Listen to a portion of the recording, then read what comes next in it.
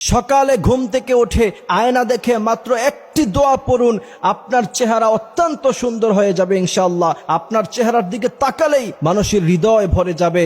আপনারা দেখবেন মুসলমানদের মধ্য থেকে মানুষ যত বুড়ো হয় চেহারায় তত নূর বেড়ে যায়, এবং অনেক আলেম ওলামাদেরকে দেখলেই বলে তার চেহারার মধ্যে একটা নূর আছে, তার চেহারার মধ্যে একটা লাবণ্যতা আছে। কারণ কি জানেন? কারণ ওই আলেম, ওই বুজুর্গ সবসময় আমলটি করে থাকেন, যার কারণে তার চেহারার মধ্যে একটা লাবণ্যতা থাকে। আপনি দেখবেন যে অনেক সুন্দর মানুষ, চামড়া অনেক ফর্সা, কিন্তু তারা দেখলে ভালো লাগে না, এমন আছে না নাই? কিন্তু আপনি দেখবেন যে অনেক কালো মানুষ, কিন্তু তার চেহারার দিকে তাকালেই দিলটা ঠান্ডা হয়ে যায়। কি লাবণ্য তার চেহারায়, কি সৌন্দর্য তার চেহারায়। আপনি যদি আপনার চেহারাকে তার মতো লাবণ্য বানাতে চান, সুন্দর বানাতে চান, তাহলে প্রতিদিন সকালবেলা ঘুম থেকে ওঠার পরে আয়না দেখার সময় রাসূলের শিখানো একটি দোয়া পড়বেন। আপনার চেহারাও সুন্দর হবে, আপনার আখলাক এবং আপনার চরিত্র আল্লাহ সুবহানাহু ওয়া তাআলা সুন্দর করে দিবেন। সকালবেলা ঘুম থেকে ওঠার পরে আমাদের প্রথম কাজ কি? প্রথম কাজ হচ্ছে আমরা বেসিনের সামনে যাই, সেখানে গিয়ে আমাদের চেহারাটা আমরা দেখি, তারপর সাবান দিয়ে মুখ ধৌত করি। এটাই তো আমাদের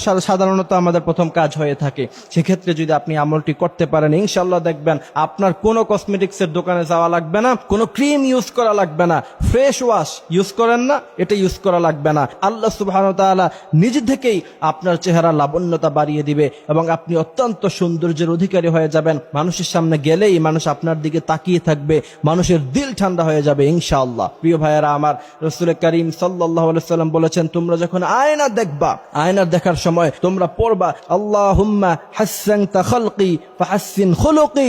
এই দোয়া যদি আপনি পড়তে পারেন নিয়মিত সকালবেলা আয়না দেখার পরে, ইনশাআল্লাহ আল্লাহ সুবহানাহু ওয়া তাআলা আপনার চেহারা অত্যন্ত সুন্দর করে দিবে। এজন্যই আল্লাহ পাক সূরা আল মুমিনুনের মধ্যে বলছেন, ফাতাবারাকাল্লাহু আহসানুল খালিকিন।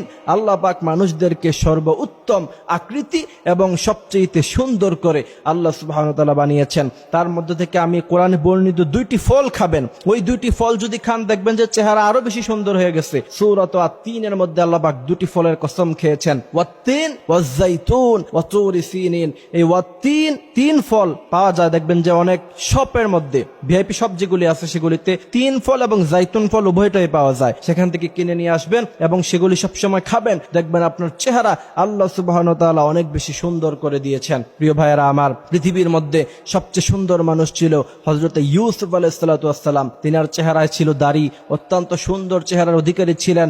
তখনকার সময়ের মিশরের আজিজে মিসর অর্থাৎ প্রেসিডেন্টের বউ তিনাকে দেখে পাগল হয়ে গেছিল। তবে হযরতে আম্মা জান আয়েশা রাদিয়াল্লাহু তাআলা আনহা সম্ভবত তিনার থেকে হাদিস এসেছে, তিনি বলেছেন ওই মিশরের নারীরা যদি মুহাম্মদ সাল্লাল্লাহু আলাইহি ওয়াসাল্লামকে দেখতো, মুহাম্মদ সাল্লাল্লাহু আলাইহি ওয়াসাল্লামকে দেখে তাদের কলিজা পর্যন্ত তারা ছিঁড়ে ফেলতো, এত বেশি সুন্দর ছিলেন মুহাম্মদুর রাসূলুল্লাহ সাল্লাল্লাহু আলাইহি ওয়াসাল্লাম। কি কারণে? রাসূল করিম সাল্লাল্লাহু আলাইহি ওয়াসাল্লাম সব সময় আমলের উপরে থাকতেন তিনি। এজন্যই আমরা যখনই আয়না দেখব পড়বো আল্লাহুম্মা হাসসানতা খালকি ফাহাসসিন খুলুকি।